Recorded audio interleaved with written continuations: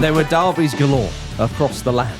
And we're going to start with perhaps the biggest one of them all, Manchester City versus Manchester United. I say the biggest one of them all, the biggest one of the weekend. Yeah, we got that. Look, it was the main game on Super Sunday, all right? Take it up with the broadcasters, not me. What's the Sunday Super? Quickly, yes or no? Yes. No. Jim. No. Nah. Pete? It was soupy because I drank a lot of gravy with a roast. Why do I ask him? Gravy isn't soup, is it? Shut up. Sorry, let's not get For me, sidelined, it was a yes. I enjoyed it. We've got a packed show. You can keep saying it. Yeah. And I'm just unpack waiting it for... you can keep saying it. Yeah. You asked us to review the Sabbath for crying out loud. Yeah. Well, Manchester City won 3-0, of course. Erling Haaland scored a brace. He's been involved in 11 goals. I don't care. How many goals has he scored?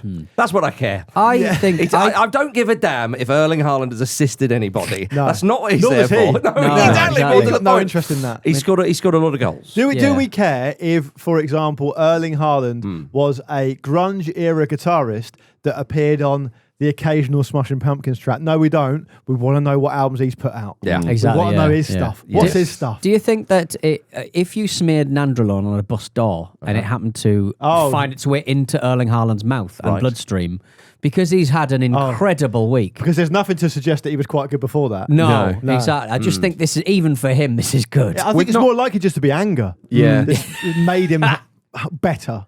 We've not seen the bus, have we? No, I'm assuming no. it's kind of ended up like that stage in Street Fighter. We have Yeah, to beat up a car. Absolutely riddled. He's terrified. When he runs, when he opens those legs, I'm and he pleased runs, you said this. I It's was like feeling the he's same. some You hear a sort war of... horn, don't you? Yeah. No, it's like I'm struggling to think of a particular beast, but it's like in a film where you get a glimpse of the beast, like in A Quiet Place or something. Very nice. Like where Yeah. when you see, we haven't seen these creatures, and then one just across the Yeah. screen, Yeah. and the way it sort of moves, and it's Grab a child. Yeah, he's like Yeah. Yeah. he's like that, isn't he? He's terrified. I think Yeah. that the difference between the two clubs right now is summed up really well with Haaland's first goal, where he basically shrugs off Luke Shaw. Oh, man. And in Haaland's wake, Shaw just trips over Alto Bayindir. And even as he's going down, I was like, well, what can I do about that? Yeah, it was a lovely finish that as well. What's amazing across both goals that Haaland scored is the first goal. It's the incredible juxtaposition between how quick and how powerful he is, and then how he's able to finish with such deftness. And I'm not saying he's better or worse or comparing him to the original Ronaldo, but he was amazing at doing that. He would go through you if he needed to. He would go round you if he needed to. And then he would have the composure to be so deft in his finishing. Yeah. But at the same time, obviously, he can absolutely rifle one as well. And then the thing about Haaland's second goal, Marcus, which I thought you were going to go on to, but allow me, is that the amount of time he seems to have, Yeah. he doesn't even The look Man United like defence were very charitable. They were at the start. They were nowhere near him, Yeah. which is incredible to watch. But he doesn't look like he's trying that hard to run fast. Which is the definition of sort of skill, isn't And it? he's got so much time. Yeah. And he's always going to score the finish. He's right in the corner. You know off the what he's post as going to well. do. I mean, it's Thierry Henry-esque, the classic open the body and slot it in the corner. You know what he's going to do. The crowd knows the keeper, but the keeper can't move really until he does it, because if the keeper goes down early, he's so good. He's going to go, cheers, you've given me an empty net. Also, if you're a poor keeper, it looks much worse. I'd love to. I don't know if they have come up against each other in international football. Off the top of my head, I can't think. I'd love Norway to play Italy, because I'd love Haaland to come up against Donnarumma. Yeah. It seems unlikely we're going to get that now. Yeah. But it's a bit of, can you stream a training session or something? You know, because they're such beasts, Yes. the pair of them. It's like the unstoppable force and the immovable object. Totally, yeah. But you're right to say those goals, they were just such delightful finishes. Obviously, he misses that one where he tries to stab it home and it came off the post. But it's just phenomenal. But of course, the first goal, Peter, was little Phil Foden. It was, yeah. Him and his hair. Him and his hair. I think we're due a good Phil Foden run of performances. And oh God, I just got emotional there. Yeah. Got emotional about Phil Foden. But I think Remember his when he hair- was player of the season? But Not I, that think, long ago. but I think if they get Foden right, they're going to have a much better season, and maybe they will bother the league title, as me and Vish predicted. But Yes. Just thinking, didn't Man City get beaten by Paris Saint-Germain in the Champions League last season? Then Haaland scored, but it was 4-2. He scored against Donnarumma then. Oh, You've seen yeah, it. they You've did. seen it. Yes, I have seen it. You've seen it. Thank you for picking up No those worries. pieces No, before that's okay. lots of listeners did. That's okay. Listen, I've had a bit of a weekend of it, so don't worry. Oh, yeah. Well, I think I coming up expect with the that. same treatment in a minute when we talk about Arsenal. Oh, I see. But Phil Foden, it does feel, Pete, doesn't it? Like He just pops up in the old derbies. Yep. There you go. There's a header. No problem. Yeah. What a lovely bit of play from Doku. Oh, it's brilliant. Oh, it was yeah. like it Get was a like second slice of that. It made it look like some quite experienced Man United defenders. I know they're playing for Man United. They'd never seen that before. Yeah. It was like they were going, I didn't know you could do that. Yeah. Hey, hang on. Hang on, we're right about the big bloke. They've got two little blokes. That's fair. I've never kicked a ball that true, and he never was kicked a goal? off balance. I've never kicked a ball that true, and he was off balance and having another go at it. Yeah. It was just incredible. Yeah. Yeah, well, Thierry Henry spoke about Doku, didn't he? How you've got to do the basics right. That classic old thing, Yeah. Rennie Muhlenstein with Cristiano Ronaldo, etc., On the tee. Yeah, I don't think tee. Doku was on Ree's team. No, but Moonstein got that information from Ferguson's tee. Yes. We established that last From week. the, Very much from so. the Yeah. DNA. No one else is talking about this. I know, You know? I know. We've done our own research Once here. again, Yeah. people say we're conspiracy theorists. Yeah. Well, On this, listen, if we are, if that's wrong, I don't want to be right. no, that's right. Yeah. Believe what your eyes are telling And we're you. going to Yeah. dig our heels until we're proved right or can't be proved wrong. And if it's wrong, that people... Well, it's not wrong, is it, though? It isn't wrong. No. If it is wrong, though, how come they're selling Alex Ferguson tip milk in the Man United club shop now? Answer me that. Anyway, it's a packed show. You've been waiting for that? Packed bra. Yeah. I'll tell you what, though. Can you read that Ruben Amorim stat? Because I had to read it about 4 times. Okay. Ruben Amorim has earned 31 points in 31 Premier League games as Manchester United manager. That is the worst record of any team during that time, brackets, excluding the promoted relegated clubs. Yeah. So you can't chuck a Leicester City at me or Ipswich Town. Perhaps I'm kind of being too giving or being too fair here, really. But is it fair to judge Man United against Man City at this point where they are? I know they've had a good record against them recently. We're judging them All against right, everyone. Okay, Jim. Okay, Jim. Judging about everything Right, else. all right. So on your rationale, let's do that. Ruben Amorim has earned 31 points in 30 Premier League games for How Manchester many United. were Is that fair better? enough? Is that How many really were fair against enough? Man City, though? That's a question. I know. Is it time to just make Bruno Fernandes manager? He's doing everything else. Oh my goodness! Yeah, He had a pop at Andy Brassel over the weekend, didn't he? Did he? You see that? Bruno. Yeah, oh yeah, with Kelly Summers. Go a on. direct shot It's not. across Andy Okay. Brassel's I have bow. a feeling it's not a direct Right. shot. Well, she asked him how to pronounce his name. Yeah. And he said Oh, it's Bruno, a load of middle names, Portugal. Fernandes, right? Yeah. And first of all, I love to think Andy would have been watching that and going, "That's right, Yeah. I've got it. I know correct. how to do it." Keep to the script, Bruno. Then he said, "But to be honest, English people who don't speak Portuguese as their first language can't really do it, and even Brazilian Portuguese speakers can't really do it. So I would prefer just to say Fernandes." Yeah. There we go. Clip that out And have get it on Andy's, get it on social media, tag Andy in, and we're away. and your trainers are not very nice. He said at the You end. see, he did that actually. I hate basketball. I hate people who collect trainers, and I hate people who drink green tea. That was very nice of him. Would we hear President Erdogan say it's fine for English people to call us Turkey still? Probably not. No, Probably not. Yeah. different type of bloke, you'd say. Is he having a pop at Andy as well? If he is, we're on board. Well, anyway, back to the derby, the Manchester derby.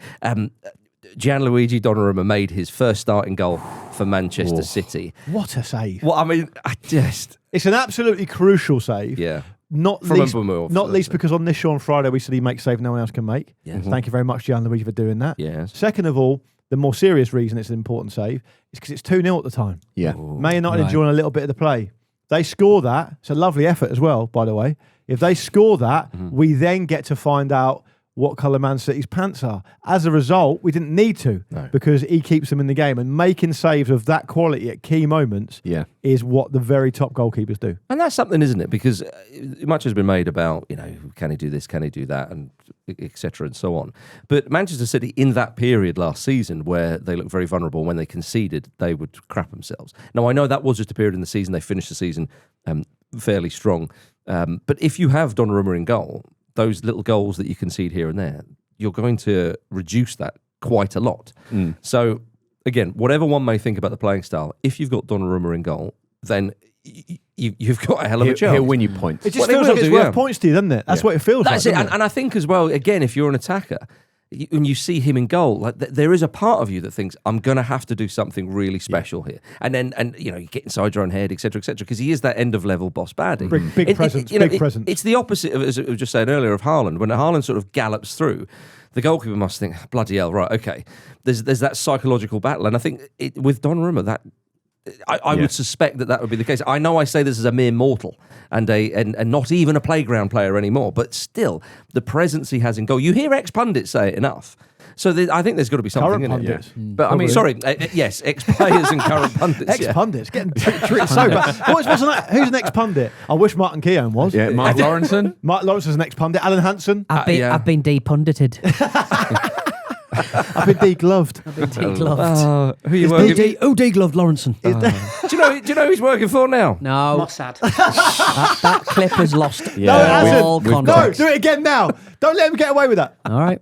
Do you know, degloving is the removal of the skin from the penis, isn't it? It is. Yeah, accidentally, isn't it? I think Or it's does any. I think that isn't it matter? any skin? Because Would you do it on purpose, Jim? Likely, is it? Well, I first heard it with someone that we work very closely with. Wasn't he talking about someone who climbed up a lamppost? Yeah. And if you fell off it and degloved himself. You can in some deglove sort your of fingers, horrific can't you, as Yeah, well? accident. I thought it was just specifically the fingers. We've expanded it to the penis. Yeah. Yeah. But as you said, it's a pack show. So, It is, you know. yeah. Matter of time. Yeah, we're trying to unpack it though. On Donnarumma, after he makes that save, you see just how much he loves that stuff. He would probably have enjoyed Man United because if he'd just be facing shots a lot more often. that's a good point, You can actually, tell he yeah. loves it, and his punches as well. It's like the bane of saving. But you Very see, much so. but He might score from a punch in this season. Well, the ridiculous. the respect he has from his teammates as well. You know, they all. How many of them wanted to give him a high five kind of thing afterwards? It was just, yeah. He will make a difference. There's no doubt he about it. absolutely munched across about 5 minutes in, and you thought, it's business time. Yeah, and I do think, and I know it's easy to kick the shit out of Man United at the moment. We'll continue to do it. Yeah, make no apology for it, etc. But if you're going to talk about goalkeepers, because this was an open shut case, really, this game. Man City were much better. They won it quite easily. You know, they probably could have scored a couple more, actually. There's a slight inflection point in that Donnarumma save we mentioned, but really, that's a stretch. City were always going to win the game. So if you're going to talk about goalkeepers, I wonder what you guys make of the decision to pick Bayindir, because we talked on Friday about how, you know, it's probably Lamens you got to pick because he's your guy. He's your new guy. He's the guy you wanted. You don't want to ruin him just yet. But that's the thing, though. That is the thing. That's how sad it is, though. Yeah, but look, I'm not saying that joking around. I think they go into that game. It's such an unconfident thing to do to pick Bayindir. He won't have had many training sessions though, right? Surely that's playing into it. I think as well. The whole thing is shaky. I think you've got to pick Bayindir for that particular game. But I think I know it's potentially high risk, high reward. But the reward is, Jim, we talk about training sessions, fine. He goes in there, he has a blinder against Man City, and his confidence is really burnished. Yeah. And all of a sudden, that problem starts to feel like less of a problem. I suppose the same is true of Donnarumma, isn't it? They arrive at similar times. There's no way they're going to not pick Donnarumma. Yeah, it's a very different situation, I think. Yeah, but in terms of the preparation.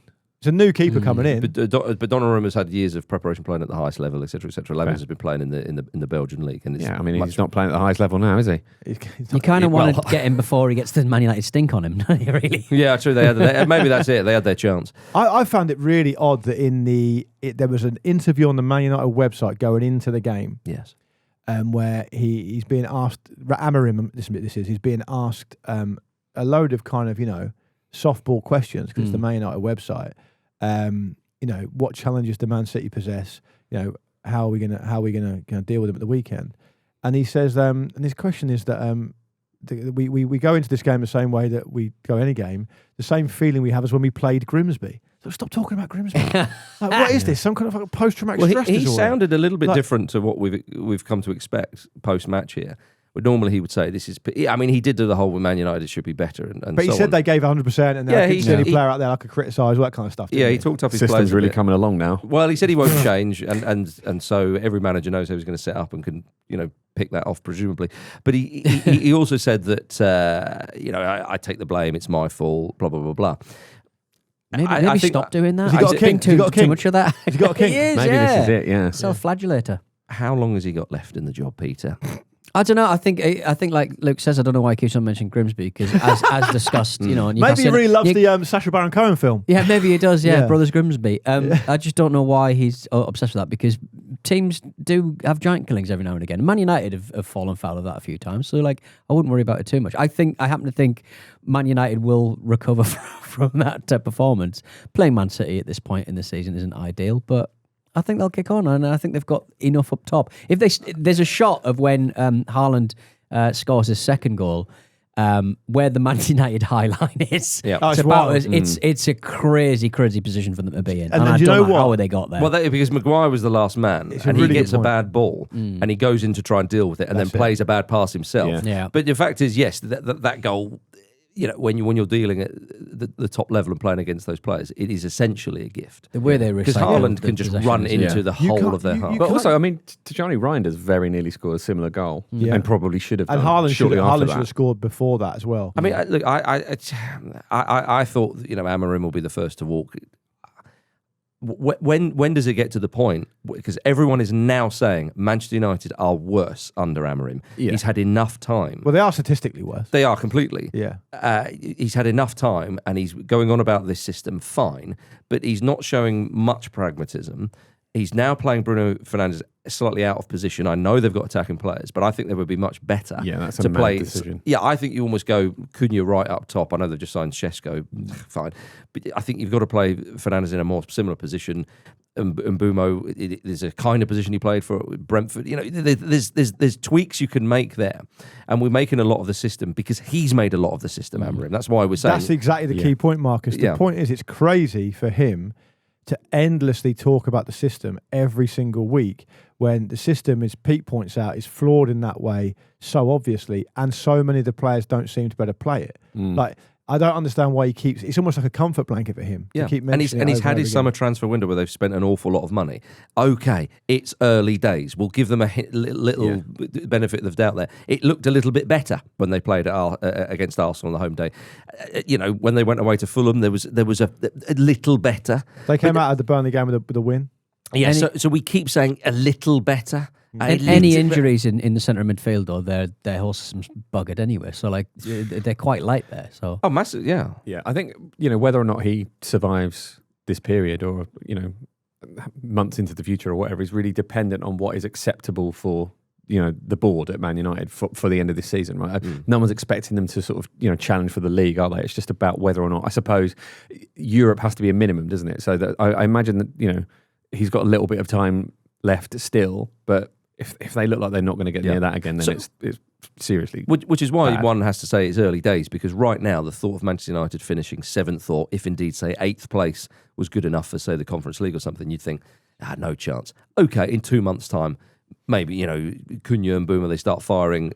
We know they've got the quality, but I think it wouldn't shock me sort of come around Christmas time, you're looking at this and you're thinking, lads, you've got a decision to make here. And there's two things at once as well, which I find really interesting. One is that, like, on one hand, you can say, well, you don't really expect Man United to do anything at City because City are brilliant, blah blah blah, and that's kind of fine. You can kind of convince yourself that you want to write it off as that, but at the same time, for the ambition that Man United have and the comments that the owners make and for the history they've got, at the same time, it just lays bare how far away they are, and actually the fact that they can't really expect to go to Man City and get anything, even though they did last season, is a damning indictment on them, because they strengthen, or they do what they think strengthens them, and Amorim does get a full pre-season with the team, and it still looks really, really bad. I mean, the one thing you would say, alongside the statistics of Amorim's points from games and all the rest of it, which is just astonishingly bad for a side like Man United, is that I don't think you can make any excuses at all.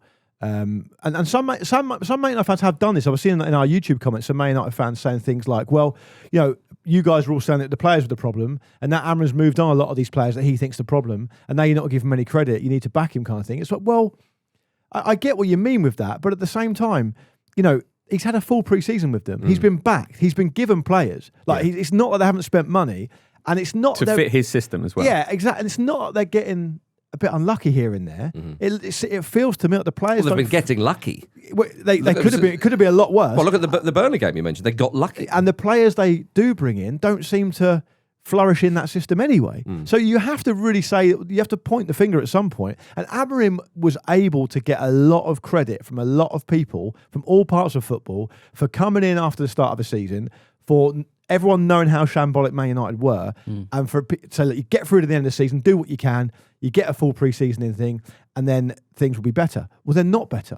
And some of the reasons they're not better aren't his fault. things like ridiculous post-season tours and stupid commercial considerations. But at the same time, the job just looks too big for him. And I said a year ago, the job's probably at this point too big for anyone. Yeah. And you not need to get to grips with that, really. That first sort of slightly faltering season from Sir Alex Ferguson, really every time, whenever a new Man United manager sort of comes in, you just get a few more months, don't you? Because it's like, well, you saw what happened with Alex Sir Alex Ferguson. Different times, wasn't it? Different times. Very different times. But also, like the first full season of Man United under Ferguson, they came second, I think. And even the season where he comes very close to losing the job is nowhere near. But here we are.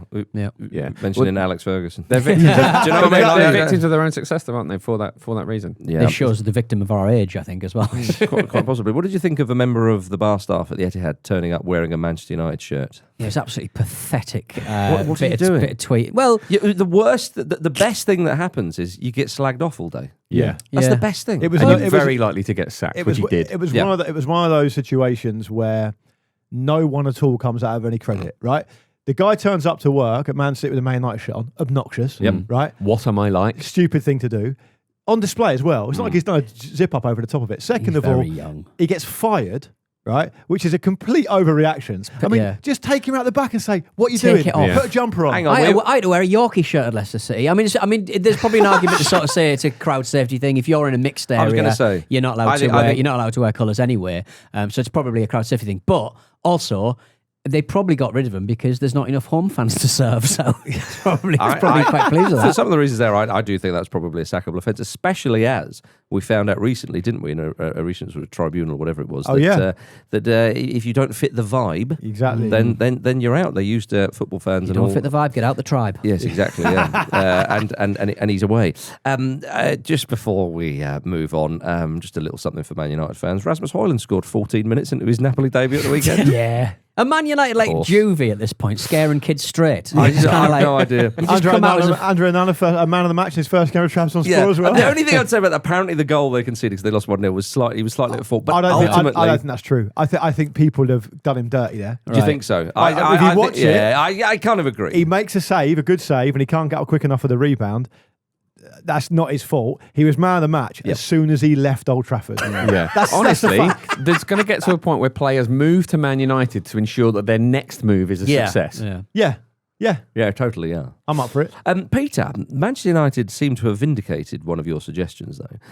They are going to start doing mid-season tours. Apparently, you suggested got to pay for that circus tent somehow. Haven't you? Well, you did say this. Words to the effect of, in between when they're not playing in European competition, so why not go away and play a friendly in a far-flung place? I think I should be CEO of Manchester United. I'd love I've got some great ideas. You dressed like him today. Yeah, exactly, I nearly said it can't get any worse, can it? And then I stopped. I don't reckon Pete would be that much worse. No. I reckon if you started to put less chaotic, quite eccentric, like kind of, because Pete, you're genuinely quite a clever man. He'd fix the roof himself, and he's eccentric, right? I reckon the scales would fall from your eyes. All these people on Instagram who just absolutely lionize CEOs. Oh, you want to be a CEO, so fast-moving CEO. Let's do an interview on Diary of a CEO. Put a few people like Pete in those positions.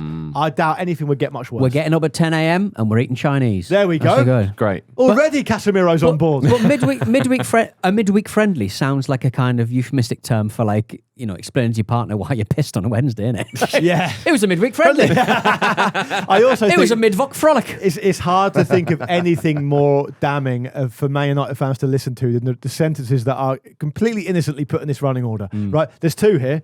One is Manchester United's mid-season tours are starting to take shape. The second is Manchester United have 11 free midweeks before Christmas. Matches could be played in front of paying crowds. We hope so. Yeah. Although if they don't fill them up, then it's the dynamic pricing kicks in and goes wee. I love the idea of Man United doing a load of midweek games, friendlies, and just not getting paid. Why isn't this Man City beer purveyor not front and centre on the Man United socials right now? He probably is right now. Think on, guys. Legend. Man United wanted to get a PR win, which we've seen they don't. Hire him. Get him in there. Hire him straight away. Of course, according to Luke Moore, the second biggest derby in the land also happened on Sunday. It absolutely was. Tell me another one that's bigger. The Spurs, West Ham Spurs. Spurs-West Ham, in a game that only one half care about. Yeah. Spurs don't care about West Ham. They don't. Any dirty wigs kicking around that match? No. Yeah, half and half wigs. Didn't see him at all in the crowd, actually. No, I didn't either. Good, isn't it? I've said, like, nobody talks about his big clown shoes. I bet they absolutely fucking honk. Oh yeah, There's more space at the end for gas. By the way, Portsmouth, they replaced their keeper in the first half with the same bloke. It looked like it. It's amazing to see. Do check that out, because one guy goes on and it's like stars in their eyes. It was like but he hasn't got the makeup. It was on. like a spot the difference challenge. A little bit, yeah. Came out with tube like Blade Runner. That's true. The only other thing I'll say about the South Coast derby is, of course, it ended 0-0. Yeah, and that 0-0 was just the second scoreless draw between the two sides. The previous one came in 1924, so apologies for everybody who watched that. History. I think there was a time in it. Did you guys watch it? Yeah. No. Okay, Jim, I'll talk to you then. There was a time in the first half where I think if Portsmouth had scored when they were on top, it would have been a really good game. Yeah. I think they just kind of run out of steam, didn't they, a bit? And then Southampton came into it, and then they ended up finishing pretty strongly. You loved the old handshake at the end, though. Yeah, I mean, it wasn't quite Tuchel and Conte, It was a diet version, wasn't it? Yeah, Will still wasn't happy with the strength of the grip, which is you're just looking for stuff there, aren't you? Yeah. Surely, I think it lacked the needle that we were expecting, but it was quite robust on the pitch, wasn't it?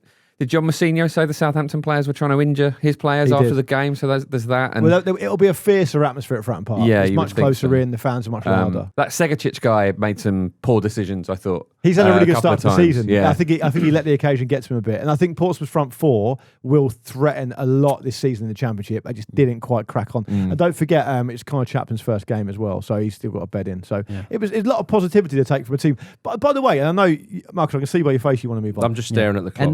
And the skate hate, Marcus. Let me just say, the sheer amount of money Southampton has spent this summer compared to what Portsmouth spent. 0-0 is a very good result away from home in Portsmouth. We've chatted more about Portsmouth this season on the show than Fulham. I'm bloody right. Absolutely. But as Luke said, if Portsmouth had scored in the first half, it really could have been a good game. There's a little lad called Kevin who might have something to say about that for the rest of the season, Marcus. We're talking about Phil Neville more when we talk about Fulham. Pete Donaldson. Have some respect. They've taken the button away. Oh, there you go. Have a point. Right. Coming up after this, Arsenal make Luke Moore look silly. Oh, good. This episode is sponsored by Etsy, where you can discover original items from small shops. If you're into football merchandise, we're talking vintage kits, personalised scarves, or even artwork of your club's best moments, well, Etsy's got loads of original items that you're going to love that don't feel mass-produced or generic, stuff that everyone has. Etsy has way more than just football finds, though. Etsy is a marketplace of small businesses with real people behind the shops that sell everything from handcrafted furniture to hand-picked light fixings to vintage clothing and personalised accessories. Shop the Etsy app. Special starts on Etsy.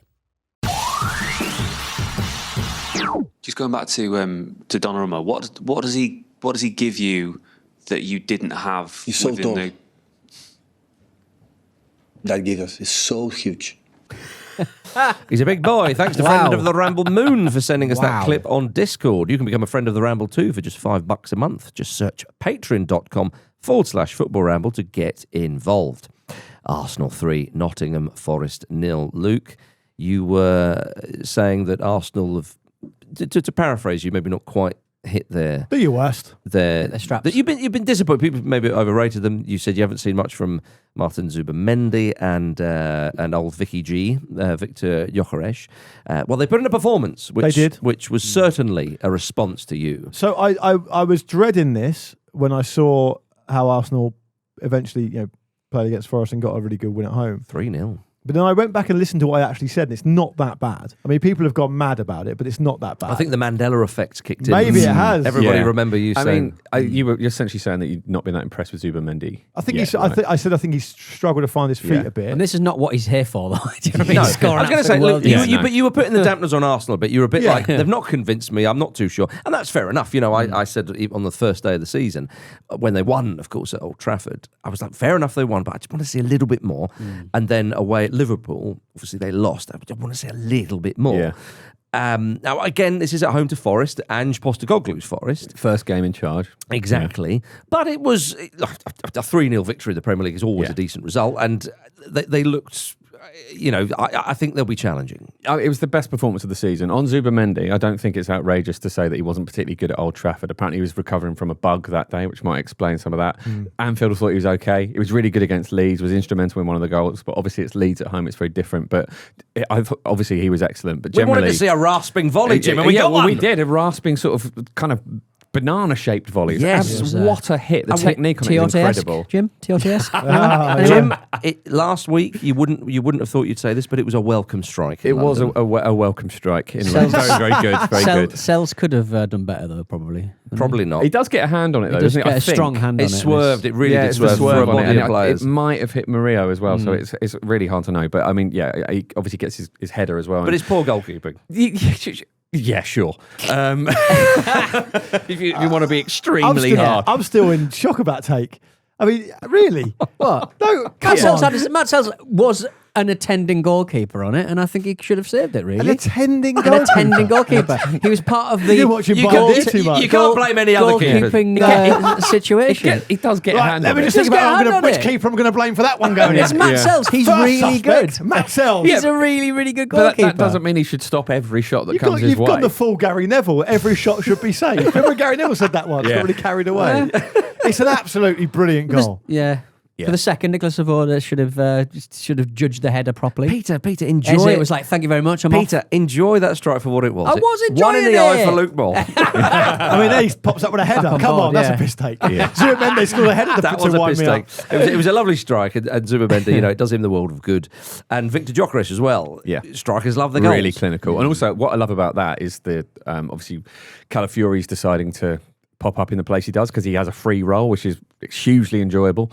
He lofts that ball in, and Eze takes it first time on his weaker foot, and it's such a pinpoint delivery. And Brilliant this is cross. what Gyökeres is there for, is to gobble those chances up. I also loved the shot he took when he hit the bar, what a hit. the sort of the midpoint between the bar and the post in the second half, because most, like 99% of Arsenal players throughout all of history, square that to no one. Yes. No, but that's it, Jim. That's why he's there. And you look at the goal. Mikel Merino, he put a shift in up front last season, a position that he'd never played before. Yeah. So He fair wants play it to again, him. Scored a though. decent He amount wants of it goals. again. Yeah, well, He does. ended the game there. I know. Yeah, mad, yeah. He should have done better for Zubimendi's first goal, though, shouldn't he? He should have got well, a hand to it. he should have scored. He should have got the opening goal, one might say, but still saved. But with Gyökeres, it's just quite simply when Eze puts that lovely ball in, there's a proper forward, a proper striker to gobble it up, as you say. And that one where he smacks against the post, Gyökeres, he looks powerful. That goal he scored against You have Leeds, to say that. It was very loud, which was really pleasing. Very much so. I totally get the criticism. Did people just expect him to hit the ground running more? Quickly, I think suppose? he's not really been involved in play that much, to be honest. And people talk about Erling Haaland not often having that many touches, but Gyökeres, I think he is going to need to work on his link-up play, because there are times it gets out to him and he maybe doesn't get the ball to a teammate quickly enough. flashes of that. Yeah, there are flashes of it, and I think he looks like the type of player who will be dedicated to improving the things he needs to improve. You've also got to look at what they signed him for, though, which is, as Marcus has said, to be a proper striker. Yeah, absolutely. And I also do think there's a little bit. I've been, moderately impressed by him. I think you always have to be careful when a player comes from Portugal or comes from Holland or whatever, one of those kind of lesser rated leagues and scores hatfuls of goals, because we have to be honest, some players have come in and done really well.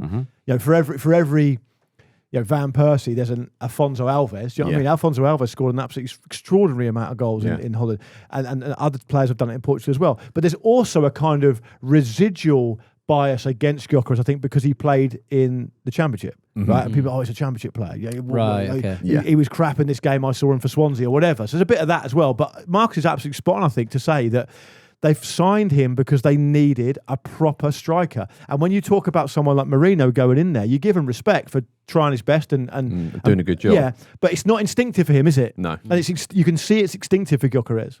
Absolutely. Despite him getting 4 goals in 2 games for Spain, I think it's the story of this game is really the kind of the strength of Arsenal's flaw now, because the standout players from the game are really. Noni Madueke had a brilliant game. Eza grew into the game, gets his assist. Obviously, Gyökeres scores. Christian Mosquera was He was really good. fantastic. That really good, recovery Zubimendi tackle gets after, two games. All new players. After Chris Wood chested the ball on the bar as hard as anyone's ever kicked That was weird.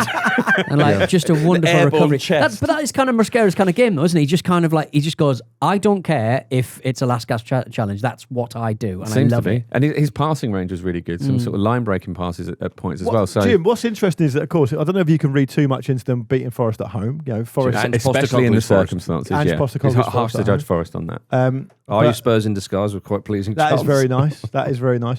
But is it interesting to consider now that, if based on the evidence, is it like Martinelli and Odegaard aren't in Arsenal's best team?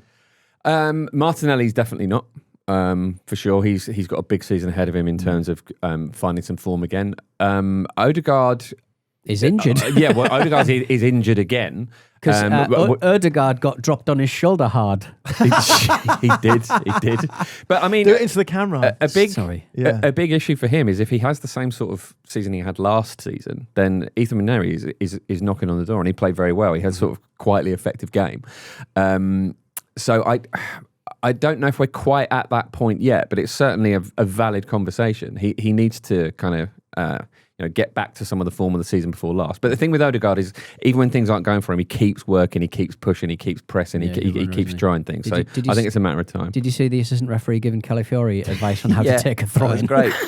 Calafiori is a fascinating human. I really recommend following him on Instagram because it's like a boomer in the body of an Italian model. Just like the things he posts are so confusing, just so strange. Often it's just a picture of himself doing absolutely nothing, or just him enjoying being out and about in London like a tourist. It's always slightly confusing and off-putting. I think with Arsenal, when Odegaard goes off the pitch, Saka's not even there, and they win comfortably 3-0, and everyone's purring about their performance. That's something that they've not had for Rice didn't start. goodness knows how long exactly. And look, you got to win these games. They won it, so credit to them. And of course they hammered Leeds at home, a newly promoted side. Okay, but Arsenal don't want to be just flat track bullies here. No, exactly. And that's the same with Gyökeres. It's when you go to Anfield and so on. Now that fixture's past now, but Liverpool struggled to beat Burnley, and they got very fortunate. It was a penalty, but it was a silly mistake. And fair enough that those games can happen. And we always say, well, when Ferguson's Manchester United went to Stoke and they win 1-0 and they do war of attrition, they just get those are the games, and people talk about that. So fair play to Liverpool for doing that, and they've got Isak to come in. But Liverpool don't look great. I know they didn't look great at the start of last season. This is a long-winded way of saying, for crying out loud, Arsenal. Attack them. Well, only when you're playing them. But I, as a neutral, am just yearning for them, and I know you'll be yearning on a totally different level. Slightly to me. less neutral. But it's a good win for Arsenal, but for crying out loud, take that into the next game and the next one, and when you play the big boys, I do think Liverpool were much better at the start of last season than they've been this season. I mean, they only lost one game in their first 20 games, which was against Forest. Yeah, Forest as in, they just seemed to be. They were plodding through it nicely at a gentle pace, but they weren't pulling up too many trees. I think it depends which way you look at it. Certainly, doesn't no tricky trees. No, they weren't exactly. It depends, and I blame Matt Seltz for that. Yeah, I think the way that you got to look at it is either that Liverpool are just getting it done, right? They blend in some new players in. They're giving someone like Florian Wirtz the room to kind of find his feet, still playing him, and they're still getting wins. Or you just say, God, they look shaky. But the thing about that is it's quite hard to pin them down, because the first couple of, I know we're not talking about Liverpool, but just very quickly, the first couple of Liverpool games in the Premier League, they could be got at. Yeah. They get caught out. Then in the last two games, Burnley never looked like, Burnley did okay, but you know what Burnley are going to do, and it very, very nearly worked. And interestingly enough, Slot was quite complimentary about that, wasn't he? He was in the match afterwards, which was quite nice. A refreshing take. Yeah, normally, they didn't bother attacking us. Therefore, but my concern for Arsenal will be, and I know Arsenal fans listening to this are going to say I'm moving the goalpost. I'm not. I accept that they had a really good win at the weekend, and I accept that Zubimendi was great, and I accept that I was wrong on that.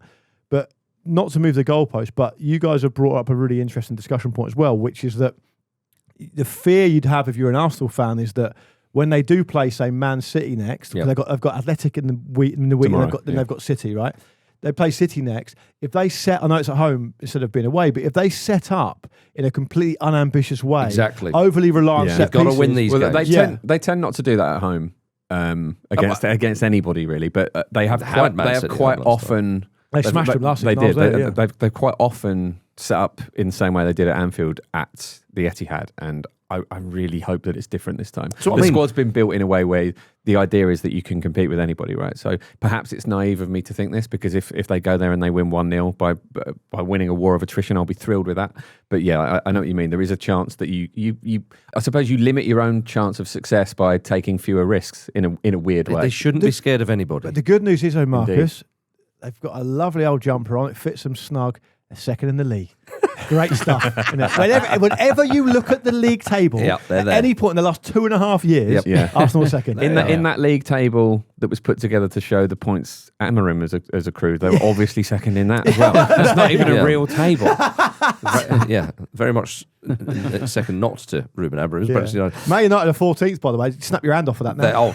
Now. Deal on that now. I mean, an improvement's an improvement. It's an improvement. It is. To paraphrase Brian Clough. Ange Postecoglou, of course, lost his first game because he is now Forest manager. And he was asked about his tan after the game, which is a classic, utterly pointless question from someone working for the British media. Yeah. But he replied, "Whenever a manager looks tanned and rested, it means he's out of a job, mate. So I'd rather not be looking so well and pale." I mean, he wasn't quite as grumpy as that looks written down, but there is this weird kind of masochistic kind of thing that a lot of British journalists do with Ange Postecoglou, where they ask him a really sort of kind of anodyne question like that, and it is like putting your head in a lion's mouth. Yeah, because he doesn't play, does he? He doesn't got- react That's to the that. content, though, isn't it? That's They've the got- game, isn't it? Yeah, they've you ask put stupid questions. Those journalists or broadcasters, whatever you want to call them, they've put their own self-respect to one side in it, because they're. And it sounds like I'm being out of order to them, but I think it's a serious point, because what they're now doing, they've either been told to do it or they've decided to do it. Is to ask questions specifically that will get traction on like social media. Yeah. That's it. There's no insightful or incisive question. Whenever I would spend a couple of hours getting some questions together for a shit indie band or Biffy Clyro? Anybody, or the head of entertainment would come down and go, "Here's the entertainment questions," and it'd always be asking two questions: what do you think of Britain's Got Talent, and would you be on Love Island or whatever? And it was just always one of those ones where it's like, it's not for us. It's not for grown-ups. You just put them in there to get the thing that's going to sell the piece on. And that's what's happening now. And that's what's happening now. I would respect Ange a lot more if he had delivered every answer in Greek and had done a little wink at the camera. Yeah. Well, that'd have been lovely. If you Google, I typed "where did Ange go on his holiday" for some goddamn reason into Google. And at the top of the Google page, it gives you like that weird little AI summary that's always wrong, always bullshit. And it says, but it's really formal the way they did this sort of info blast. They wrote like key details. Location, Greece. Purpose, family holiday after demanding season. It's so fucking naff. Clinical. Yeah. Oh, right, very enjoyable. Well, surely Forest will improve under him. It's a baptism of fire for him. Yeah. Not ideal. I would have sat this one out personally. Clearly, I mean, they're not going to play a team of that quality every week. They're away at Burnley next time in the Premier League. Might tell us a bit more about them than the Arsenal game did. Might well Probably do. got the same. You know what I mean? Might do. Yeah. All right, coming up after this, Jordan Henderson's Brentford got a precious point. What a pass. Right then, Brentford 2, Chelsea 2, all square in a West London derby. Fabio Carvalho, who used to play for Fulham, of course, and Liverpool, and Hull City. Yeah. But it's It's not the game. We're not not the doing game. my video. No. Scored a 93rd minute equaliser for Brentford. That goal came from a long throw, a.k.a. the cheat code. I love Learn them, Yeah, Calafiori. they're back, but they're in fashion now. Yeah. Which I love that. Yeah. All over that. Tony Pulis is absolutely fuming. Where's my flowers? No, because I think people are giving him his flowers now. Yeah. But I think that he will absolutely see it as a. If I did that, people would be criticising me. Yeah. Kind of way. Yeah, sure. yeah. Is the fact that now other managers Some are doing Carlos Kickerball comes Yeah, over here, doesn't exactly, he? exactly that. This is a Yeah. brilliant Where is game, he by the way. managing that at the moment, Carlos Kickerball. Kickerball? I don't know. Yeah. Part of me thinks that a Saturday 8 p.m. game. There's part of me when I see that Bit that thinks, naughty. I just feel like I quite like to watch a Must movie or we? something. But I watched it and I bloody enjoyed it. It was a good game. It was a very Yeah. good game, very enjoyable. Brentford, I mean, look, some people were concerned about them. I was. Again, it's early days. But against a good Chelsea side who have got pretty scintillating attack, you'd have to say, Jim, Yeah. when they go forward. You know, they've got a lot of options up there. And they were really good in this game as well. Well, exactly. Palmer came on, of course, got his goal. I should have had a second, really. Kelleher showed his It was a really quality. poor finish after a great move. Yeah, I think it's one of those ones clearly where he thought, I've just got to hit this I don't firmly. think he caught it where he wanted to catch it, though, did he? Yeah, but I mean, Kelleher, you've got to give the keeper a bit of credit. But Jordan Henderson pulling the strings for Brentford, what a lovely pass. What an incredible ball that was from So good. from Henderson. good. And also, one of the things that was really crucial for Brentford, not facing the disaster that some people worried they would, is Igor Thiago delivering, and he's been doing that. He's been really, really good for them. I mean, he essentially came in to replace Ivan Toney. didn't he? He's been really good, and obviously Kevin Schade scored a lot of goals from last season, but didn't get the headlines because of Wissa and Mbeumo, and obviously he's delivered here as well. Well, he's the one you think you really wanted him to step up, and was always good getting the goal. Yeah. I think also, I mean, him being moved further forward is interesting. And I think the thing about Thiago is he's really game. Like, he really runs. And I do think, talking about Chelsea there, you mentioned some of the weapons Chelsea have got. I wonder if Maresca's slightly regretting making the changes he made going into this game. Because it's quite surprising that he started with Buonanotte and Gittins and Hatto at left back, who I thought had a bit of a torrid time, actually. That may haunt him. Actually, and the thing with Chelsea is they've obviously got so many options that he probably feels like he has to mix it up a bit here and there. And especially the way they approached the back end of the game, which is they really went for it and left the door open the back, really. And it's Garnacho not tracking his man, isn't he? Which is something that's probably the kind of thing that they'll work on the training ground when they've had a bit more time. Do you reckon that they were like, that's why I didn't want him? That's why I didn't want him anymore. Fuck. Do an overhead kick. He started João Pedro up front. João Pedro said that he wanted to be left out because he didn't feel match fit, and Enzo Maresca said, "I'll decide," and put him in there because they've obviously got a big game. They're off to Munich. So give me an hour and you can come off. Yeah, exactly. Yeah, but it was a really good game actually, and you have to give Brentford credit for getting back into it. I like Keith Andrews as a character. He seems like a breath of fresh air actually. I like how frank he is. He seems like a nice lad. Lovely accent, great hair. Yeah. All for it, me. I'm all for it. Well, again, that was the position where the Brentford, the way Brentford are run, we know it's much documented how well they've done establishing themselves as a Premier League club, not battling relegation, very much establishing themselves as a solid Premier League club. Considering where they are, the size of the club previously, we've gone over that ground, but it's always worth remembering that. Thomas Frank was the man at the helm, and whichever player they sold, they just seemed to carry on. It was more of the same. And the club was kind of built around Frank, really. Yeah, exactly. But it was so consistent. Yeah. The only thing we hadn't seen was a change of manager. That's right. And you think, okay, are they going to be as effective as replacing a manager as they have done with replacing players? Well, I think so far the signs aren't too bad. Been okay, definitely a better start than I thought. Yeah, not been brilliant, but you wouldn't expect it to be a brilliant start. No. So I think okay, and getting that goal late on, especially when Caicedo smashes one in, you think that's probably going to be the winner. Brilliant hit. Keeper should have done better, Jim. Here we go. Who was the attendant goalkeeper? Pete Dawson, it's over to you. It was an absolute thunderbolt, that I one. think when you find that passageway between two players, you're just like, well, that's even if the keeper gets it, it's Change too the tune. beautiful. It's too Change the beautiful. tune, haven't you? The keeper wasn't anywhere near it, but Matt Sells was near the first one. Can I go back to the... so basically, Matt Sells did better then, because he got closer to it. No, because there's no pictures on the score sheet, as you said No, yourself. but you're saying that Caicedo stuffed it in the corner, whereas Zubimendi's was more of a nice in the height. centre. Can I go back nice to the height long centre. throws thing very, very briefly? Well, we were going to, yes. Yes, the great thing about it is that even at the very top level, you've got players at Chelsea who just they can't deal with it. Well- like, Tosin is massive. Yeah. Like Chalobah is a really, really well respected internationally capped centre back. Mm-hmm. Yeah, I understand maybe people are worried about the quality of Robert Sanchez for Chelsea's ambitions, but overall, I cannot get out of my head that I just Can't feel blame like Sanchez there for that one. no, you can't for that specific one. No, Yeah. but I'm just kind of talking more generally about how you defend against long throws. I can never get out of my mind the fact that these players should be better at dealing with this. Yeah. But as Jim said, I mean, if Garnacho just tracks him, then it's a simple clearance, you would say. Yeah, true. I mean, the whole long throw thing, obviously, Thomas Tuchel said it with England, saying that, long throws are back. It's something we'll try and utilise. Which he then didn't. Tricksy Thomas good point. Tuchel. It was I pointless. like He got a load of stick for it unnecessarily, I thought. England, And they just didn't do it anyway. England launching it into the box against Andorra, that would have been something. But and they didn't need to against Serbia, Jim. But long throws that led to goals increased from 0.03% in 2020-21 to 0.38% in 24-25. So there's been a slight increase. I mean, obviously that's little, but people are talking about this because teams are doing it a little bit more. Now, the simple thing is, the more long throws you do, the more you will score from long throws. Yeah. And suddenly it's like, oh my goodness, that's the thing to do. But No, it's it's like because you can handle the ball now again because there's no COVID anymore. Exactly. Back Yeah. then And you weren't can take allowed as to many pick it up. steps as you want. You can actually run into the box and throw it at the goalkeeper. But it's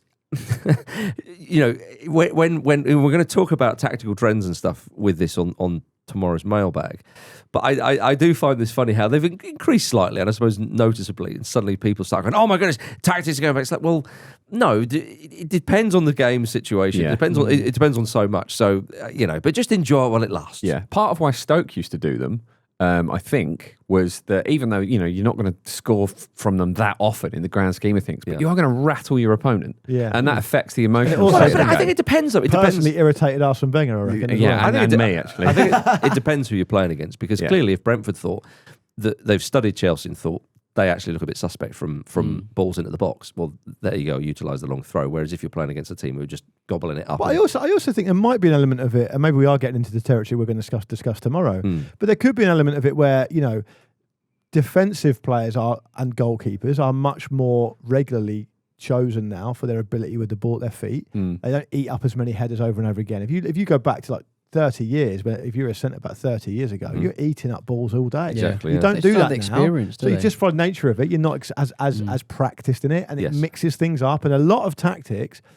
What's forgotten about a lot when talking about football is the idea is that the reason that managers decide on what tactics they decide on, whatever they are, is to give them the best chance of winning the game. Well, being unpredictable and doing things that maybe the opponent doesn't necessarily expect or hasn't practiced or prepared for is generally a pretty sensible thing to do. Yeah. So once people get wise to it, I'm sure it'll change again. Indeed.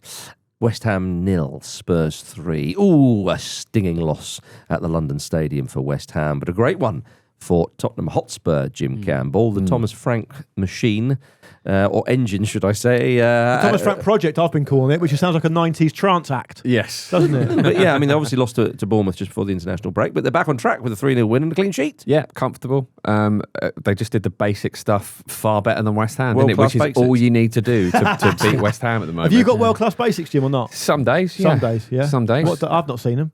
What days are they? Saturday and Sunday. I smashed getting out of bed today. I was going to say, he's fully dressed. Yeah. Exactly, yeah. Well, you don't know that. No. Well, I'm Might be completely wearing naked under my nothing clothes. underneath, yeah. But I mean, the first goal for Tottenham, Yes. Sarr is in so much space. He's unmarked at the back post at a corner. They Yeah. cannot That's, defend. that's actual They've schoolboy let stuff. in 6 corners this season, West Ham. They've been poor. So if you are going to play against West Ham, get your long throws in, get your balls into the Oh, box. absolutely. Well, So- they kind of so to speak. Mads Hermansen, the goalkeeper, obviously The attendant goalkeeper. not the attendant goalkeeper, not attending all that well. But there's quite a lot of chat between West Ham fans where is he that tall? Is he not that tall? He's down as 6'2". There might be a wrestler's height, might be the on the jab A build situation. height. A Are build the height. problems this bad? They're sort of they're just- lying about Well, how big the one of goalkeeper one of the best goalkeepers in the league is tiny with very short arms. So that's not really an excuse. I think it's just it's a bit of a baptism of fire for a goalkeeper not used to this level of footballer, and he just seems completely he doesn't want to sort of come out of his goal. He doesn't want to stand on his line. He just gets stuck in his own little mini no man's land really, and it's a really upsetting thing to see because he's letting them in. It's not been a successful signing so far. By the way, just to jump in, if you were referencing Jordan Pickford earlier, I mean, he's 6'1", I didn't say he's tiny. Yeah, but I he's don't know why I not said as- Donald he's Trump. not I was confused with the statuesque. hands-arm thing. Yeah, and he is Yeah. quite a big bloke. But I mean, the writing was on the wall for that goal earlier. I mean, Spurs we've probably seen a bit hard done by, Luke, with that goal when it went in the first half, and it was. I mean, the referee I think stopped it, didn't he? He did. and so the referee called it. had it have gone in, would VAR have overturned it? We'll never We don't know. know. I don't think it matters now. But it was a bit of a scruffy one. But whatever you may think of that decision, Spurs win the game 3-0 and Sarr scores that goal. So it's very forgettable. Thomas Souček was sent off, though, for what ended up being a nasty challenge on Joao Palhinha. And I say that because he is unlucky. You see the face. He was unlucky, yeah. He is going for the ball. And It's of really course, clumsy, though. well, yeah, but he's going for the ball, trying to get his toe on. Well, of course, it's clumsy the way it ends up. I think it's also unfortunate. I don't think it was malicious, but it's a red card, though. Of course, Yeah. you can see what he's trying to do, and there's a little bit of bad luck in there. But if you do go in like that, Well, Graham Potter's interpretation of the midfield players he wants to play is just getting more and more weird. Like they've signed players, presumably because they identified a problem that you can't play James Ward-Prowse and Thomas Souček in a 2 against any Premier League team because you get completely overrun, right? He signs players anyway, and then carries on playing them. And then one of them just gets sent off. It's like, you can't play both of them together. Oh, well, I'll just play one of them then. No, that's not what we meant. You need to bring someone else in. They are astonishingly poor in that area. And I can't believe that a manager with the tactical mind and the experience of Graham Potter can't see that. And there can't be an excuse for, he's just got no one else, because they've signed players. He's just not playing them. and the window is shut. Although you can bring in players who are out of contract. Of course, it's technically not really. Oh, good. Dele Alli's going to fix this. Yeah, right.